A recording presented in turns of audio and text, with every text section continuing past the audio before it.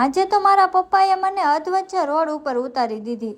તો બધાને good morning અને રાધે રાધે. તો હું થઈ ગઈ હતી સરસ મજાની તૈયાર, કેમ કે આજે આપણે તળાજા જવાનું હતું. જવાનું મન તો નહોતું થતું, પણ શું કરવું, જવું તો પડશે જ. એટલે થોડોક સામાન હતો એ પેક કરી લીધો, ભરી લીધા 2 બોટલ છાશના અને થોડોક મુખવાસ લઈને ઠેલામાં નાખીને બધાને ટાટા કહીને જવા નીકળી ગયા. હતું ભારે એટલે ઉસકેમ નહોતું, એટલે આપડા દીદી મૂકવા આવી ગયા આપણને બેગ, અને કહી દીધું એને ટાટા બાય બાય.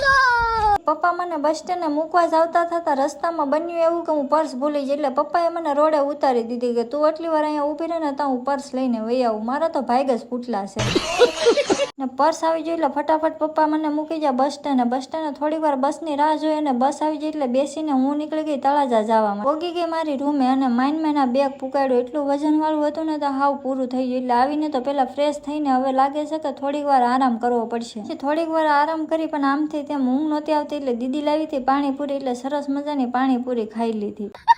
ખાવાનું હજમ નહોતું થતું, એટલે બેનરે થોડીક વાર ઝઘડો કરીને લઈ લીધી ચોકલેટ. હા, તો કેવો લાગ્યો મારો બ્લોગ કોમેન્ટ કરીને કહી દેજો. નવા હોય તો ચેનલને લાઈક શેર અને સબસ્ક્રાઈબ કરી દેજો. હા, ઇન્સ્ટાગ્રામમાં ફોલો કરવાનું ના ભૂલતા.